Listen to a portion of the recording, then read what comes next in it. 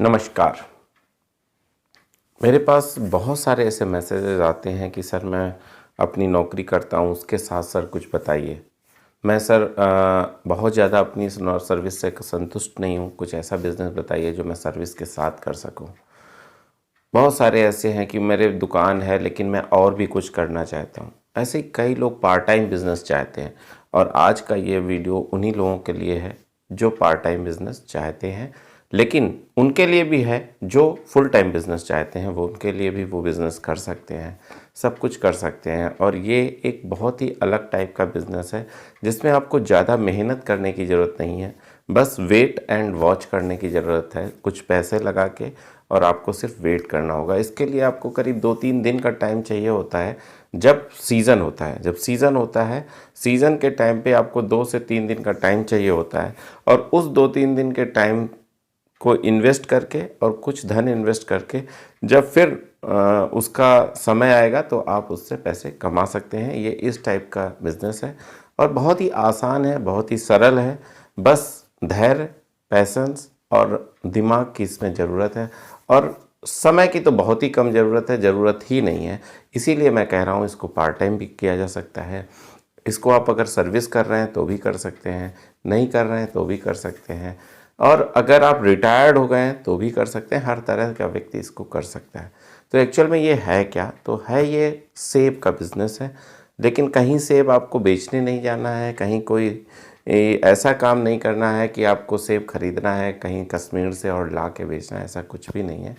बहुत सरल सा मैं काम बताने जा रहा हूँ, ये मेरे दिमाग में है और बहुत सारे लोग ऐसा करते हैं और बहुत अच्छा प्रॉफिट कमाते हैं।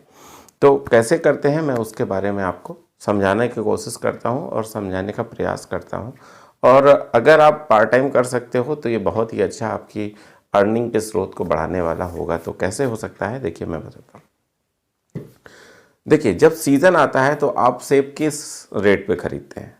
तो मोस्टली लोग कहेंगे, कोई 40 में कहेगा, कोई 50 में कहेगा, कोई 60 में। सीज़न के अनुसार, आवक के अनुसार अलग अलग अंतर रहता है और बहुत सारी वैरायटी का सेब आता है, बहुत सारे तरीके का सेब आता है। शिमला का आता है, कश्मीर का आता है, फिर उसमें भी ग्रेड होते हैं। तो बहुत सारी वैरायटी के होने के कारण इसको एक तरह से नहीं आंक सकते कि इसी रेट का रहता है या इस रेट का रहता है। और पर डे उसके रेट में अंतर रहता है, पर डे क्या, पर घंटे रेट में अंतर रहता है। जब मंडी खुलती है या मंडी में ऑक्शन होता है या नीलामी लगती है तो हर लॉट का अलग अलग रेट आ जाता है। तो हम उसको रेट वाइज ना समझ के इस टाइप समझते हैं एक मोटा मोटा कि हाँ, हम 50 रुपये में मान के चलते हैं कि 50 से 60 रुपये के हिसाब के सेब पर किलो आपके क्षेत्र में, आपकी मंडी में मिल जाएंगे। कश्मीर की मैं बात नहीं कर रहा हूँ, शिमला की मैं बात कतई नहीं कर रहा हूँ, मैं आपके क्षेत्र की मंडी की बात कर रहा हूँ। तो करना क्या होगा कि जब सीज़न आता है तो ऐसे इस रेट पे सेब मिलते हैं।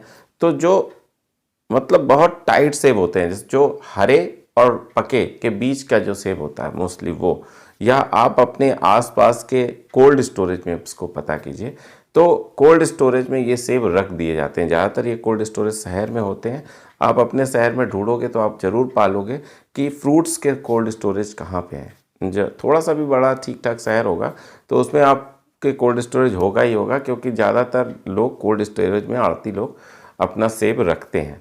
ठीक है, तो आपको मैं क्या समझाना चाह रहा हूँ कि जब सीज़न होगा अक्टूबर के आसपास, सितंबर अक्टूबर, तो उस समय लोग सेब खरीदते हैं पेटी का पेटी और रख देते हैं कोल्ड स्टोरेज में।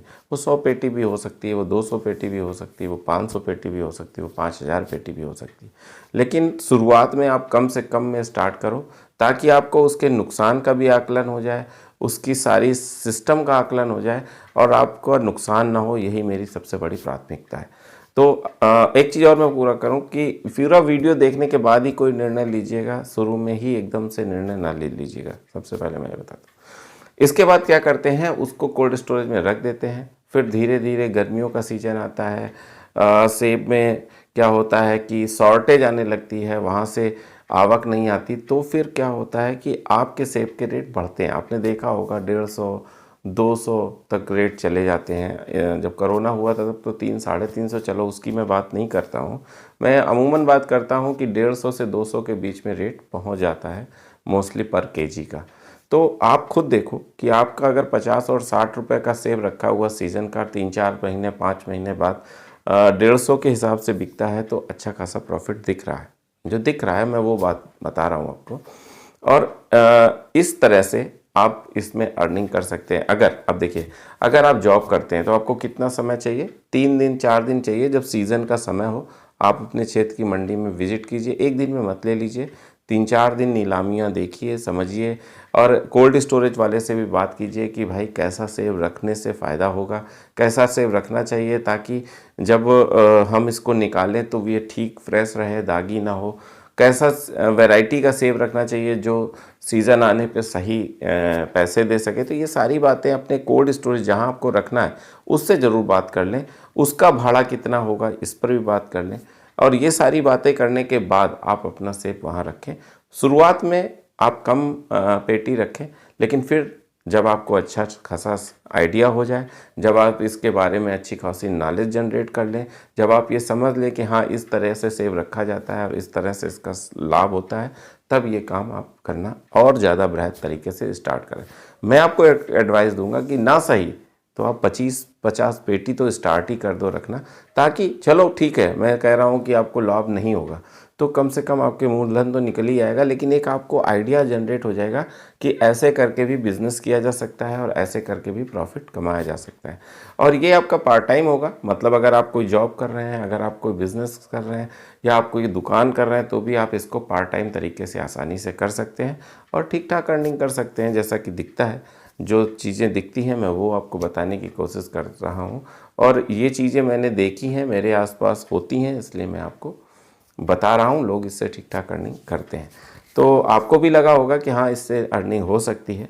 कुछ बातें और शेष रह गई हैं, वो भी मैं आपके सामने क्लियर करता चलूँ कि एक चीज़ है, ये मार्केट पे डिपेंड करता है, ये आपकी सेब जो रखा है ख़राब तो नहीं हो गया, इस पर भी डिपेंड करता है। तो इसमें लॉस के भी संभावना है, तो मैं यही बताना चाहता हूँ कि शुरुआत में आप कम रखो, जब आपको अनुभव हो जाए, जब आप इसकी मार्केट के बारे में अच्छे से समझ सको, इसकी वैरायटी के बारे में अच्छे से समझ सको, तब आप इसमें से माल बढ़ाओ। लेकिन मैं एक बात और कहूँगा कि माल ना रखोगे तो कभी नहीं समझ पाओगे, ये भी आप ध्यान रखिए।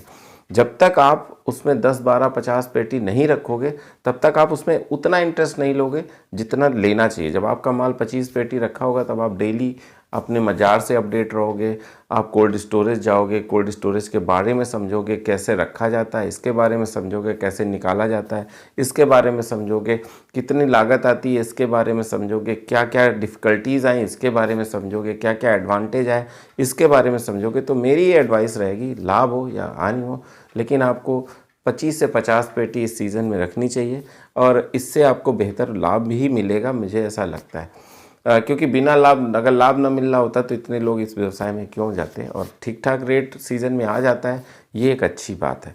तो मुझे लगता है कि मैंने आपको एक अच्छा बिज़नेस बताया होगा, मुझे लगता है कि आपके हित का बिज़नेस होगा, मुझे लगता है कि आप इससे अच्छा खासा लाभ उठाओगे, क्योंकि बहुत सारे लोग इस कोरोना में परेशान हैं, चिंतित हैं, उनके जॉब गई है। इसके लिए ही मैं ये प्रयास करता हूँ, मैं ये प्रयत्न करता हूँ कि ज़्यादा से ज़्यादा लोग बिज़नेस से जुड़ें, ज़्यादा से ज़्यादा लोग अपनी अर्निंग बढ़ाएं, ज़्यादा से ज़्यादा लोग अपनी प्रति व्यक्ति आय बढ़ाएं, जिससे कि देश की प्रति व्यक्ति आय भी इंक्रीज़ हो और देश समृद्ध हो। ये सब छोटे छोटे बिज़नेस आपको ज़रूर लग रहे होंगे, लेकिन इनके परिणाम बहुत अच्छे होते हैं, बहुत दूरगामी होते हैं। ज़रा सा भी अगर आपको प्रॉफिट होता है, मान लीजिए आपके बच्चे की फ़ीस ही निकल जाती है, तो कौन सा नुकसान है आपके थोड़े से प्रयास से, 2 दिन की छुट्टी ले लेने से। अगर कुछ ऐसा अच्छा हो सकता है तो ज़रूर करें, लेकिन एक चीज़ बहुत ध्यान रखें, लॉस से बचने के लिए शुरुआत में कम से कम करें, क्योंकि आपको नॉलेज नहीं है। तो शुरुआत में करें ज़रूर, लेकिन चाहे 10 पेटी करें, लेकिन करें ज़रूर, ताकि आपको वो पूरी चीज़ों का आइडिया हो जाए। एक चीज़ मैं और कहना चाहूँगा कि अगर आपको ये वीडियो अच्छा लगा हो या आपको लगा हो कि इससे कुछ फ़ायदा हो सकता है, तो उस व्यक्ति तक ज़रूर ये बात पहुँचाएँ जिसको इसकी ज़रूरत है, जो इसको करना चाहता है, जिसको इसकी बहुत ज़्यादा ज़रूरत है, उस तक ये बात पहुँचाएँ। क्योंकि मुझे लगता है कि किसी को रोज़गार का दान देना सबसे बड़ा दान होता है, बशर्ते कि किसी को अन्न का दान देना, किसी को वेल्थ का दान देना, किसी को शारीरिक मदद करना, उससे कहीं आगे है कि अगर किसी को हम रोज़गार की मदद कर देते हैं। क्यों? क्योंकि अगर हम किसी को रोज़गार की मदद करते हैं और एक बार उसका रोज़गार लग जाता है, तो ये समझ लीजिए कि उसको पूरे जीवन का हमने पुण्य दे दिया है, यानी पूरे जीवन जो भी वो करेगा वो आपकी ही बदौलत कर रहा है, तो बहुत ही अच्छी चीज़ है किसी को रोज़गार का दान देना। और अगर हम सब जो भी समृद्ध हैं, जो भी ये जानते हैं या जिनके पास भी थोड़ा सा भी हुनर है या जो कोई थोड़ा सा भी आइडिया जानता है, तो अपने उस व्यक्ति तक अपना आइडिया ज़रूर पहुंचाए जिस व्यक्ति को उस आइडिया की ज़रूरत है और जिसके थ्रू वो अच्छा खासा अर्न कर सकता है, ताकि उसको मदद हो जाए और वो भी समृद्ध हो। इस चीज़ों को आगे बढ़ाएं, मेरे चैनल को सब्सक्राइब करें या ना करें, लेकिन उस जगह तक ज़रूर वो इस वीडियो को पहुंचा दें जहां तक जिसको इस चीज़ की ज़रूरत है। मैं बस इतना ही कहूँगा। अगले वीडियो तक मैं आपसे विदा चाहता हूँ। नमस्कार।